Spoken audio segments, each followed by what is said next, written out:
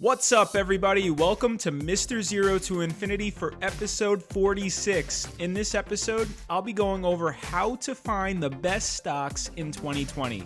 Before I explain 10 ways on how I'm buying growth stocks right now and what I personally look for, it looks like the channel is 250 subscribers away from 2,000. Thanks for all the support, everybody. Welcome to any new subscribers that joined from the past few episodes. It looks like a lot of you are on the same mission of building a stock portfolio from zero to infinity. Anyone that's been following along with the episode series knows that I primarily focus on growth stocks that I believe are undervalued stocks when I look back 5, 10, 15, and even 20 plus years from the future. I have plenty of time to wait for my bull thesis to come in. Certain stocks will go up quicker than others because specific trends will begin to gain more and more traction as time goes by. Prior to going over the list of 10 ways I choose the best stocks right now, quick disclaimer. Always remember all of my episodes are for entertainment purposes only, and I'm not a financial advisor. My thoughts, opinions, and commentary of finding the latest trends to build wealth in the stock market will not meet your own unique goals. For that reason, always do your own research and due diligence and never rely on any of my information in any of my videos. So let's begin. Here's a list of 10 ways I get my best investment ideas. Keep in mind, this list only covers how I find my stocks. Tons of research is required once I find a stock I have interest in. So let's start the list. Number 1, awareness, online and offline. I find some of the best stocks and investment ideas from being aware of what's trending online and offline. I've been investing for 10 plus years now, and some of my greatest investments have been right in front of me. For example, I invested in Apple stock during the stock market crash in 2020. Why did I do this? Well, for years, I've seen many people use iPhones and MacBooks as their go-to products. In my daily routine, I'm seeing more and more people wear an Apple Watch on their wrist. Just the past couple of weeks, I'm seeing more and more people use Apple Pay, which is a contactless way to pay for groceries. I think contactless payments are trending right now since people want to reduce the amount of times they touch credit cards and cash. Another example is Barstool Sports and Dave Portnoy. Portnoy is now known as Davey Day Trader.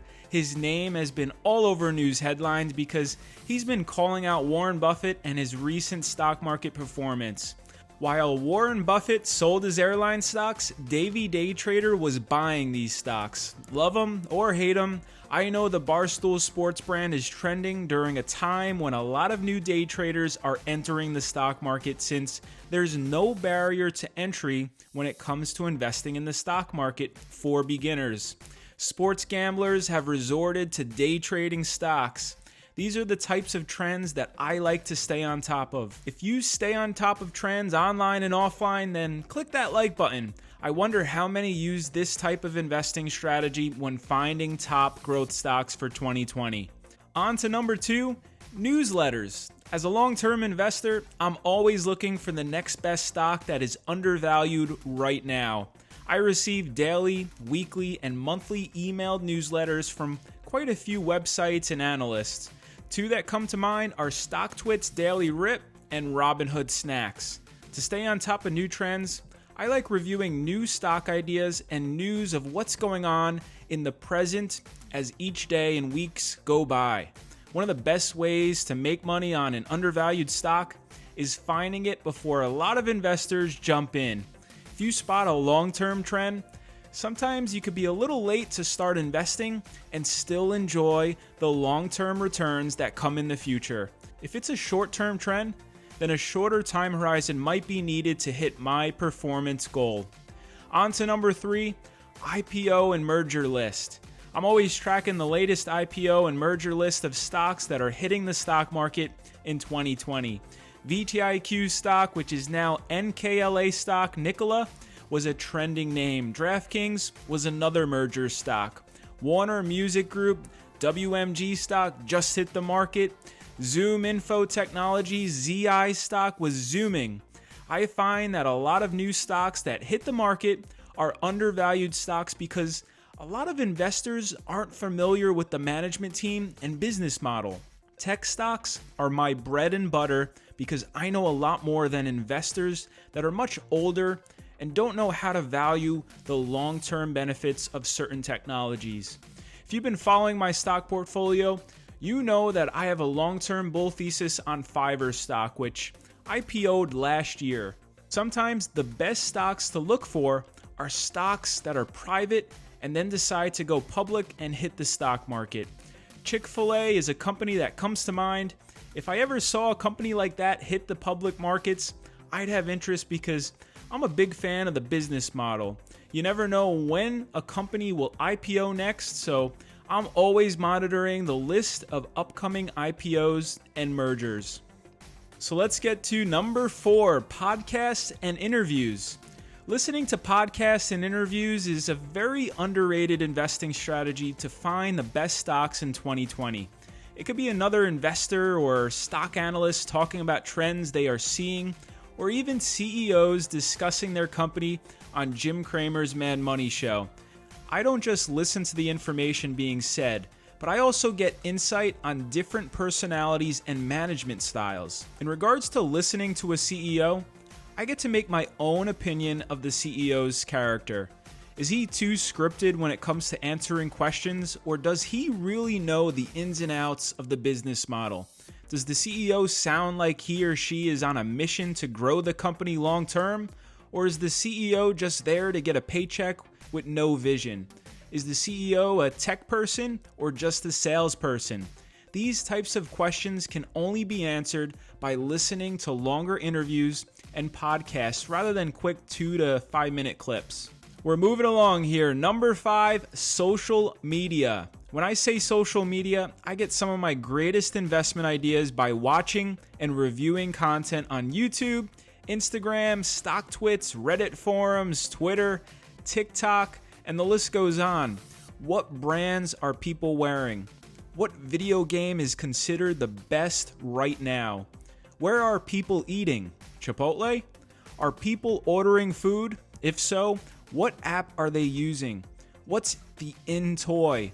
An example is the Tesla Cybertruck toy truck, which will be released later this year. Are these types of videos getting a lot of hits and views? Cash App comes to mind. Another one of my investments is Square stock because I'm seeing Cash App videos getting more and more views with the Cash App investing feature to buy stocks. Google Trends is another good source to find out what words and phrases are being searched right now. So on to number 6, top investors. Yes, I like to follow the best of the best, whether that be the best basketball player or football player in the league or the best stock market investors with a solid track record of performance. If I follow another top investors list of stocks, does that mean I'm automatically interested in those picks? No, not at all. And that goes for anyone here on YouTube as well. Tons of videos and articles are written about the best stocks for 2020. Never copy someone else's picks. Everyone has their own unique strategy on stocks. For every bull, there's always a bear. 2 names I follow are Warren Buffett and Michael Burry, who's known for the Big Short movie. There's also quite a few portfolio managers that I follow on Twitter. Quite a few top hedge fund managers make appearances on TV, so I'm always listening to hear other investors' opinions of what they're seeing in the current stock market. Number 7, technicals, also known as stock charts. I have a nice sized watch list of stocks always on my research board. Since the stock market moves up, down, and sideways each and every week, I'm always monitoring stock charts to find undervalued stocks. I follow dips of 5 to 10% or more in all my stocks, along with breakouts of over 5 to 10% plus on a weekly basis. I follow the Relative Strength Index, or RSI for short, to confirm when stocks on my research board are showing signs of weakness or strength. If I notice a top stock on my research board falls considerably, I'll begin to find out what the reason is by reading the latest news. If the news doesn't affect my bull thesis, then I'll probably look into buying shares of more stock.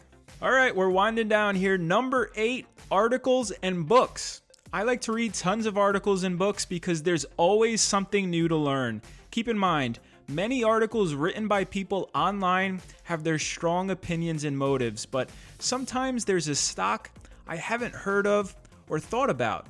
My goal is to curate a ton of articles and books to formulate my own opinions when finding growth stocks. I primarily focus on articles that state facts versus opinions, so I can apply my own logical reasoning to the trend that may be going on right now. On to number 9, friends and subscribers. Sometimes my friends and even subscribers in the comment sections below bring up fantastic ideas about certain industries or stocks that have a ton of growth potential long term. Remember, I'm only one person here. I'm always open to hearing your thoughts and opinions in the comments below. That's why you may see me asking questions to certain people that comment on this channel. I'm always interested to hear about new trends that you may be seeing in your weekly routine. Are you seeing a certain shoe brand on people's feet? When malls are open, are there stores that are crowded compared to others? There's a ton of information out there, and sometimes the best way to find the best stocks right now is by listening to what other people are seeing in their daily lives. Last and not least, one of the best ways to find the best stocks in 2020 is by combining the entire list of methods above. That's number 10. There's an abundance of data and information online and offline, and it's our job to curate that data to formulate a logical conclusion on industries and stocks that we think will go up in value as the years tick by. The big question for a lot of beginner investors is, do you even know what you're looking for when you're searching Google for the best stocks? When I started investing 10 plus years ago, I learned at a young age that you will never find a secret list of stocks that will clearly state these stocks will be the next Tesla stock, the next Amazon stock, or the next Netflix stock. There's no such thing unless Marty McFly wrote a blog post from the future with the winning stocks in 2020. We all have to work in the present day and apply reasoning to find undervalued stocks that will become the next best growth stocks that will make us money. So there you have it, 10 ways I find the best stocks right now. There's quite a few other methods that I didn't hit on. Luckily for you, you'll have your own unique methods of finding fantastic investments. And remember, there's a lot of homework once you find a stock that you like and understand. Researching the financials and management team would be my next steps, followed by reviewing the stock charts. Quick stock portfolio update. My stock portfolio that I've been documenting since the start of 2020 is a little over $6,800 at the time I took the screenshot. You'll notice I made some moves this week and added more cash to buy some more shares of stock. Plus, there's 2 new names, Costco stock and Shift4 Payments for stock.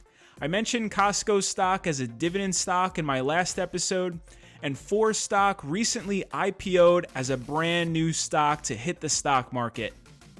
Plenty of information to be discussed on Shift4 Payments for a future episode. My other stocks are Fiverr stock, FVRR, Apple stock, AAPL, Penn stock, PENN, Starbucks stock, SBUX, and Square stock, SQ. For anyone new, I have yet to sell any stocks since starting my Zero to Infinity stock portfolio. I've been buying more stocks up to this point. As always, any sell-offs in any of my stocks are welcomed since all my positions are very small and I have plans to continue to grow my stock portfolio by adding more and more cash as the episode series continues. The cheaper the shares of stock I can get in any of my holdings, the better. I'm a big believer of time in the market versus timing the market. So let's end it there. Play the music. Maybe I didn't earn your subscription from this episode, but there's always next episode. It's free to subscribe, and a couple of my favorite comments from last episode are on your screen.